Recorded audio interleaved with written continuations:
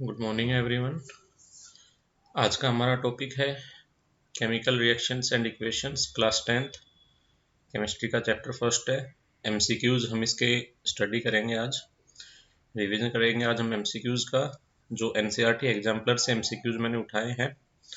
तो पहला क्वेश्चन है, which of the following is not a physical change. तो बच्चे सबसे पहले तो कि फिजिकल चेंज होता क्या है, व्हाट इज फिजिकल चेंज। देखिए, फिजिकल चेंज हम जैसे छोटी क्लासेज में भी पढ़ के आए हैं, इससे पहले 7th 8th क्लास में हमने जरूर पढ़ा होगा कि physical change are reversible changes. For example, जैसे हमारे पास आइस है, आइस से अगर वाटर चेंज हो रहा है, मेल्ट होके आइस मेल्ट होके वाटर में चेंज हो रही है, that is a physical change. तो फिजिकल चेंज एक्चुअल में वो होते हैं जिनको एक तरीके से हम कह सकते हैं कि हम अपने सेंस ऑर्गन से सिर्फ फील कर सकते हैं। जैसे हमने अपनी आंख से देखा कि बर्फ से पानी बन गया, उसकी जो फिजिकल स्टेट है उसमें चेंजमेंट आ गया। फिजिकल स्टेट हमारे पास तीन होती है बच्चे, सॉलिड, लिक्विड एंड गैस। तीन फिजिकल स्टेट होती है हमारे पास। तो फिजिकल स्टेट में कोई भी चेंजमेंट आना हमारे पास क्या होता है, फिजिकल चेंज। इसके अलावा दूसरा होता है केमिकल चेंज। तो केमिकल चेंज में क्या होता है कि कोई नया सब्सटेंस फॉर्म होता है, वो इरिवर्सिबल होता है। फॉर एग्जांपल, हम घर पे चाय बनाते हैं, तो जब चाय बन चुकी है तो हम उसमें से वापस चीनी को नहीं निकाल सकते, हम उसमें से वापस टी लीव्स को नहीं निकाल सकते। तो वो इरिवर्सिबल चेंजेज है, उनको हम बोलते हैं केमिकल चेंज। तो यहाँ पर हमारा जो राइट आंसर होने वाला है वो ऑप्शन डी जाएगा। रीजन क्या है बच्चे ऑप्शन डी का राइट आंसर होने का? रीजन ये है कि जब भी हम बात करते हैं फिजिकल चेंज की, जैसे पहला ऑप्शन इसमें दे रखा है boiling of water to give water vapours, यानी कि वाटर से, मतलब लिक्विड से वो किस में चेंज हो रहा है, लिक्विड से वो चेंज हो रहा है गैस में, लिक्विड से गैस में चेंज हो रहा है, सिर्फ उसकी फिजिकल स्टेट में चेंज हुआ। सेकंड है ice to water. Ice to water भी सेम एग्जांपल है। आइस टू वाटर में हमारा क्या हुआ है बच्चे, ice to water, melting of ice to give water, solid से वो गया है लिक्विड में। तीसरा ऑप्शन हमारा है dissolution of salt in water. यहाँ पर क्या हुआ है, सोल्ट वाटर में डिजोल्व हुआ है, तो वहां पर भी सोल्ट के जो क्रिस्टल्स थे वो किसमें चेंज हो गए, सॉलिड से लिक्विड में। नेक्स्ट है हमारा combustion of liquefaction, sorry combustion of liquefied petroleum gas, LPG. LPG की फुल फॉर्म भी यहाँ पर साथ साथ में दी हुई है, लिक्विफाइड पेट्रोलियम गैस। आप लोगों को ये याद भी रखनी है बच्चे, लिक्विफाइड पेट्रोलियम गैस एलपीजी की फुल फॉर्म होती है। इसके अलावा सीएनजी, सीएनजी की फुल फॉर्म कोई बच्चा बता सकता है क्या होगी? What will be the full form of CNG? CNG की फुल फॉर्म क्या होगी बच्चे? C N G. तो क्या फुल फॉर्म रहने वाली है, कोई बच्चा भी बता सकता है? कंप्रेस्ड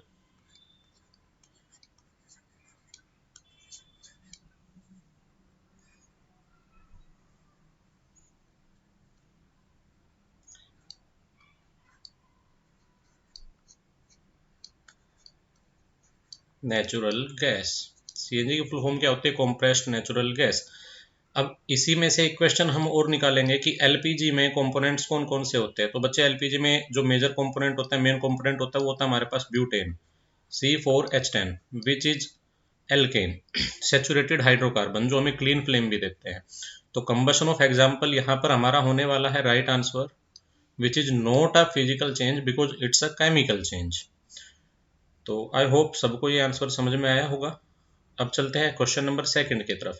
तो second question, the following reaction is an example of a. हमें रिएक्शन दी हुई है, अमोनिया जब ऑक्सीजन के साथ ट्रीट किया जाता है तो वहां से नाइट्रस ऑक्साइड मिलता है, नाइट्रोजन मोनोऑक्साइड इसको हम बोल सकते हैं। और वाटर जो है वो इवोल्व होता है, वाटर जो है वो बाहर निकलता है इन फॉर्म ऑफ गैस, यानी कि वेपर्स की फॉर्म में वाटर बाहर निकलता है। यहाँ पर जी लिखा हुआ है, जी का मतलब होता है बच्चे गैस की, गैस की फॉर्म में वाटर जो है वो बाहर निकला है, दैट मीन्स वाटर वेपर हमारे बाहर गए हैं। इसके अलावा अब इसमें क्वेश्चन ये किया गया है कि ये किस टाइप की रिएक्शन। ऑप्शन फर्स्ट दे रखा है डिस्प्लेसमेंट रिएक्शन, ऑप्शन सेकंड दे रखा है combination reaction, option 3 redox reaction, option 4 neutralisation reaction. तो बच्चे देखो यहाँ से ही हमारा, हम क्या करेंगे, सबसे पहले एलिमिनेशन करना शुरू करेंगे। किसी भी एमसीक्यू में हम सबसे पहले एक चीज करते हैं, वो होता है एलिमिनेशन। न्यूट्रलाइजेशन रिएक्शन हमने पढ़ा है कि न्यूट्रलाइजेशन रिएक्शन में न्यूट्रल्स फॉर्म होते हैं, एसिड और बेस में मिलके साल्ट की फॉर्मेशन करते, वाटर का रिमूवल करते, तो यहाँ तो एसिड और बेस मिलके साल्ट तो बाहर निकाल नहीं रहे, तो न्यूट्रलाइजेशन तो इसका एग्जाम्पल हो ही नहीं सकता है। हम बात करते हैं रेडॉक्स रिएक्शन। रेडॉक्स रिएक्शन इसका आंसर होएगा बेटा, क्यों होगा, कारण क्या है, क्योंकि रेडॉक्स रिएक्शन में क्या होता है, reduction as well as oxidation. तो रिडक्शन और ऑक्सीडेशन क्या प्रोसेस होते हैं बेटा, RED मतलब रिडक्शन, OX मतलब ऑक्सीडेशन। तो 10th क्लास में बेसिकली हम पढ़ते हैं रिडक्शन और ऑक्सीडेशन के बारे में। 10th क्लास में हम बेसिकली रिडक्शन और ऑक्सीडेशन के बारे में पढ़ते हैं। तो रिडक्शन का मतलब क्या होता है, एडिशन ऑफ हाइड्रोजन और रिमूवल ऑफ ऑक्सीजन। या तो हाइड्रोजन का एडिशन हो जाए, या तो बच्चे हाइड्रोजन क्या हो जाए, ऐड हो जाए, एडिशन ऑफ हाइड्रोजन, या फिर क्या हो जाए, सॉरी बच्चे थोड़ा सा टेक्निकल एरर आ रहा है,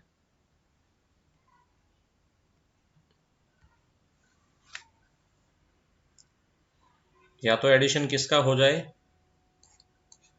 हाइड्रोजन का, या फिर क्या हो जाए बच्चे, दोनों में से कोई भी एक process, removal of oxygen, removal of oxygen. Same ऐसे ही हमारे पास ऑक्सीडेशन, ऑक्सीडेशन में क्या होगा, या तो ऑक्सीजन ऐड हो जाए या हाइड्रोजन रिमूव हो जाए, इसका उल्टा हो जाएगा।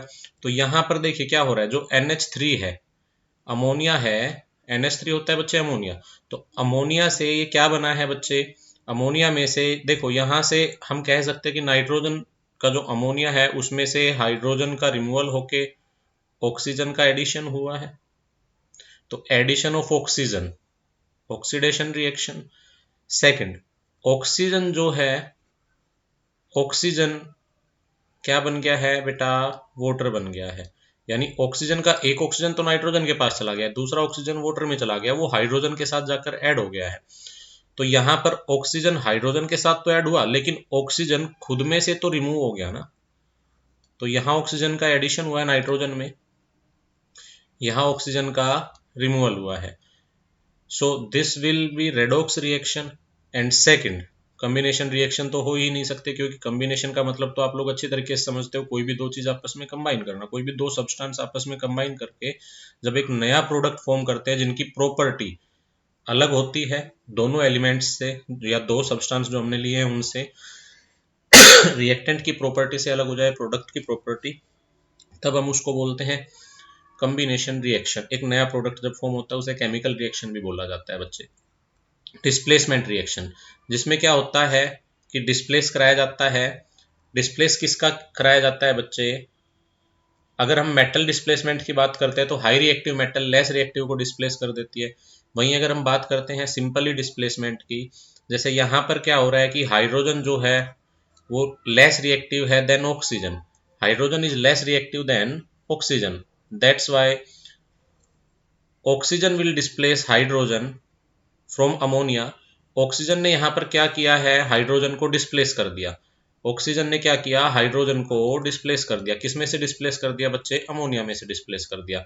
और जब अमोनिया में से इसने हाइड्रोजन को डिस्प्लेस किया है तो वहां पर क्या हुआ, डिस्प्लेसमेंट रिएक्शन। और बच्चे कोई भी डिस्प्लेसमेंट रिएक्शन होती है वो रेडॉक्स का एग्जाम्पल होती है। कोई भी डिस्प्लेसमेंट रिएक्शन बच्चे किसका एग्जाम्पल होती है, रेडॉक्स रिएक्शन का एग्जाम्पल होती है। अभी इरेज कर देते हैं एक बार।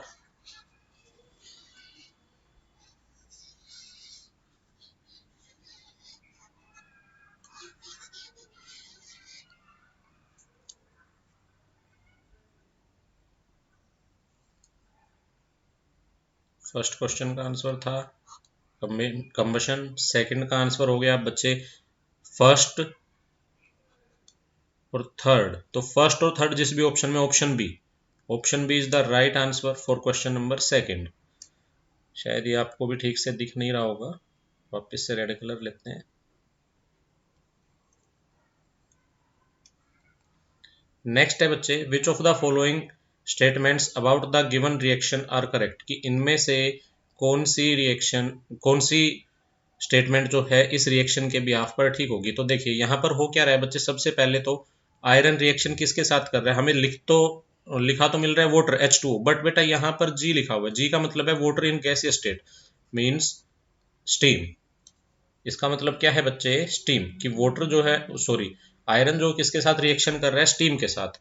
अब आयरन जब बच्चे स्टीम के साथ रिएक्शन करता है, जब आयरन स्टीम के साथ रिएक्शन करता है तो वहां पर हमारे पास हमें क्या मिलता है, ferrous ferric oxide, Fe3O4, ferrous ferric oxide.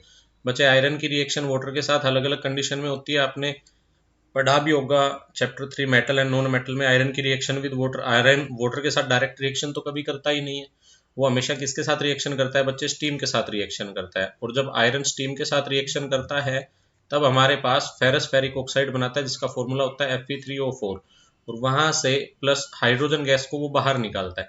अच्छा, अभी अगर हमें पता लगाना है कि हाइड्रोजन गैस ही बाहर निकली है, तो उसका पता लगाने का तरीका क्या है बेटा, जब भी फायर के कांटेक्ट में हाइड्रोजन आएगा तो पॉप साउंड प्रोड्यूस करेगा। कैसी साउंड प्रोड्यूस करेगा बच्चे, पॉप साउंड वो प्रोड्यूस करता है।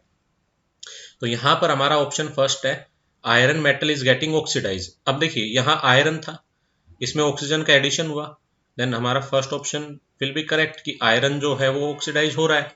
ऑप्शन सेकंड की हम बात करते हैं बेटा, वाटर इज गेटिंग रिड्यूस्ड। जो ऑप्शन सेकंड है हमारा, वो क्या कह रहा है कि वाटर इज गेटिंग रिड्यूस। अब देखिए यहां वाटर में क्या था बच्चे, ऑक्सीजन था, यहां वाटर में क्या था बच्चे, ऑक्सीजन था, और इधर वाटर में से सिर्फ क्या बच रहा है हमारे पास, हाइड्रोजन बच रहा है, यानी कि यहां से हाइड्रोजन का रिमूवल हो चुका है। इसका मतलब कि हमारा जो ऑप्शन नंबर सेकंड होगा, वाटर इज गेटिंग रिड्यूस्ड, बच्चे वो भी क्या होगा, बिल्कुल हमारा ठीक होगा, क्योंकि वाटर जो है वो रिड्यूस होके क्या बन गया, हाइड्रोजन गैस बन गया।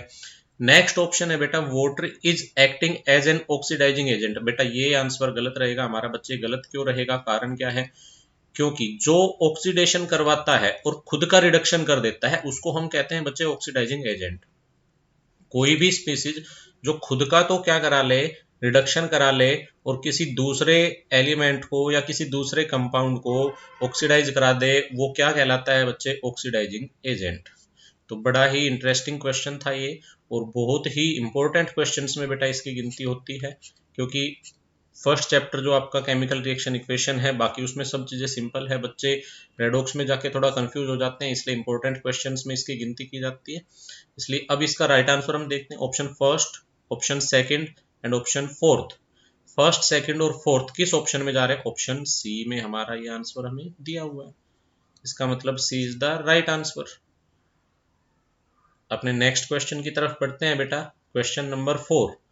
विच, शायद आपको दिख नहीं रहा होगा, मैं जूम इन कर देता हूँ, सॉरी जूम आउट कर देता हूँ, सॉरी ये तो ज्यादा ही छोटा हो गया कुछ। हाँ, अभी आपको विजिबल है। Which of the following are exothermic process, कि इनमें से कौन सा एक्सोथर्मिक प्रोसेस है। तो बच्चे सबसे पहले हम बात करेंगे एक्सोथर्मिक क्या होता है। यहां लिख रहा हूं मैं आप लोगों के लिए exothermic. Exo, exo means exit बच्चे। नेक्स्ट है therm, therm means heat, that means removal of heat. जिस भी रिएक्शन में हीट बाहर निकलती है, रिमूवल ऑफ हीट, जिस भी रिएक्शन में हीट बाहर निकलती है उस रिएक्शन को हम क्या कहते हैं बच्चे, एक्सोथर्मिक रिएक्शन। तो चलिए अब यहां पर हम देखते हैं reaction of water with quick lime. बेटा पहला ऑप्शन है reaction of water with quick lime. तो यहां पर क्या होगा कि जब भी क्विक लाइम रिएक्शन करता है वाटर के साथ तो कैल्शियम हाइड्रोक्साइड प्रोड्यूस करता है। कैल्शियम हाइड्रोक्साइड जब ये प्रोड्यूस करता है, सॉरी,